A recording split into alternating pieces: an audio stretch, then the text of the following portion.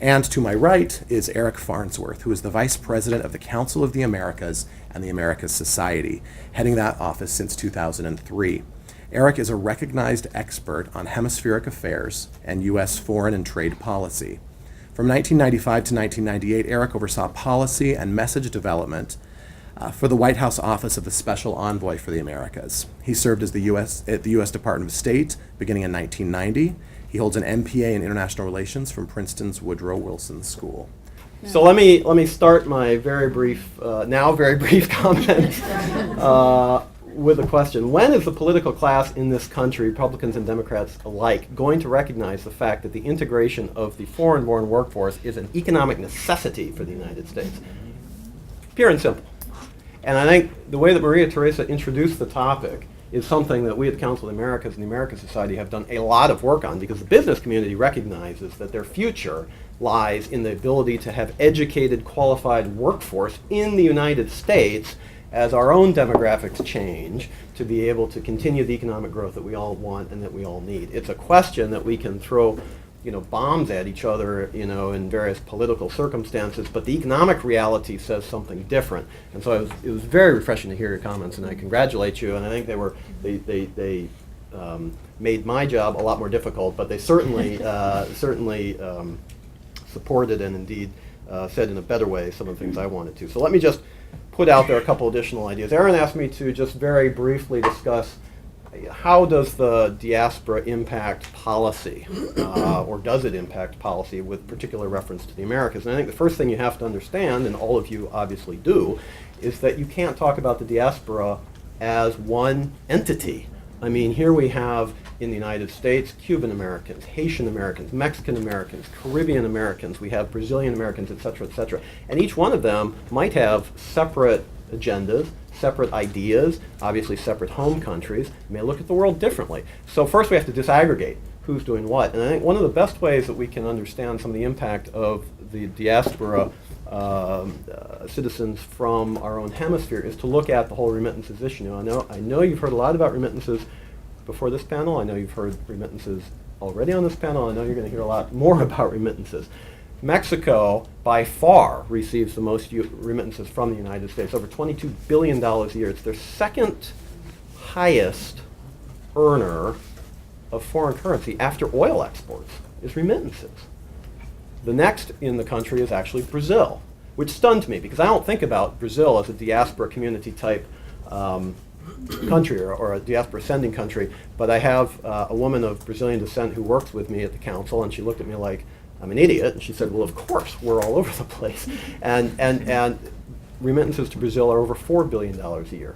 Obviously, we have very strong remittances at the same level of Central American countries, Salvador, Guatemala, Colombia, certainly other countries in the region, and can't forget the Caribbean Basin, Dominican Republic, and others. My point is that this is a huge element of economic sustenance for the hemisphere, and if we can find a way to mobilize those for social development, I'm not sure how to do that. I'm not smart enough to figure that out, and I know that a lot of people have looked at that issue and continue to do so, and we have the announcement, I believe, just yesterday from the U.S. government that there are new regulations coming out to be able to lower the costs of sending and various things, and that's all to the good.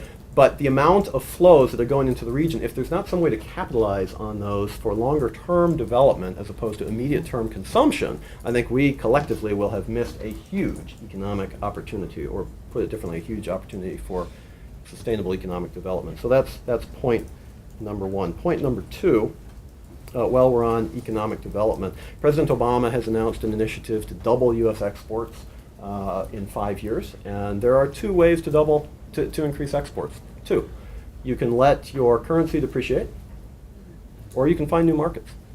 And our currency is, well, you all know where that is, but the other way is to find new markets. And for those companies in the United States that export, over 80% export to one economy. Now, for many of those companies, it's Canada, because they're in the auto sector. It's just cross-border trade in auto parts, and it's very convenient. But if you take Canada out of the mix for a second, those one-country exporters tend to be companies that are small and medium-sized that are exporting and doing trade with countries of origin. And so you're developing those economic and trade relationships based on personal relationships and based on an understanding of the culture, which we've already heard a lot about. I don't need to repeat. But that's why you have, in many circumstances, trade with Central America, certainly trade with Mexico, certainly trade with other countries outside of the Western Hemisphere that I'm less familiar with. But those relationships, those personal relationships, drive economic relationships, and at some level, it's not a complete answer, but at some level, can get to the question, I believe, Maria Teresa, that you posed: what happens in the next generation when the remittances decrease, or when the U.S. economy takes a hit and jobs go down and remittances are decreased, or for whatever exogenous reason? What is there to replace it? Well, those trade linkages are absolutely critical as part of that answer.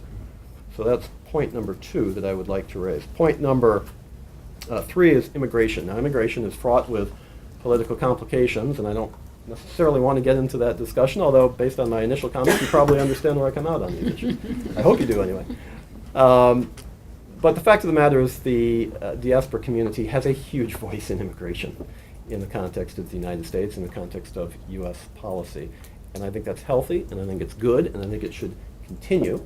So that's clearly another issue where the diaspora community has a significant and important and obviously credible voice. The third issue I would raise,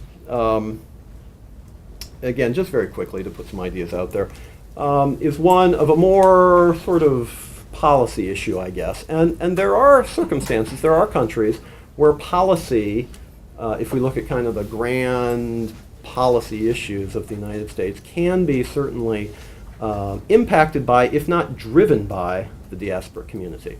And there's some very good examples in our own hemisphere, not the least of which, after the earthquake in Haiti, the Haitian diaspora community very quickly banded together, not just for relief efforts, which were crucial and immediate, but also in a discussion of how do we work together to help rebuild Haiti, not imposed from outside. How can the Haitian people come together to recreate a society and rebuild a society, and in some cases build a society in a way that is more impactful and frankly has better benefit for more Haitians. There is an appropriate voice for Haitians on immigration as well, and you saw the announcement, I believe it was just today, maybe it was yesterday, in terms of the extension of temporary protected status for Haitian citizens. Give you another example. Probably the other best example, also from the Caribbean, is Cuba policy. And Cuba policy is, in large measure, or at least has been, we're seeing this change as demographics change in the Cuban American community, but Cuba policy is generally driven by the Cuban American community. Now, I'm not saying that's good or bad in this forum. What I am saying is that that is a specific example of where the diaspora community, when it's motivated, when it's organized, when it has finances behind it, and when it chooses to become politically motivated, can have a direct impact, because it's had a direct impact for 60 years. And I think for people who are looking for examples of ways to be impactful in Washington, whatever you feel about Cuba policy, and that's not my point here, it doesn't, I mean, you could do a lot worse than to look at the example of what the Cuban American community has done. To impact policy, to drive policy, and in fact to, some would say, determine policy. So those would be some ideas. Hopefully I've put at least some provocative ideas out there to lead into an interesting conversation.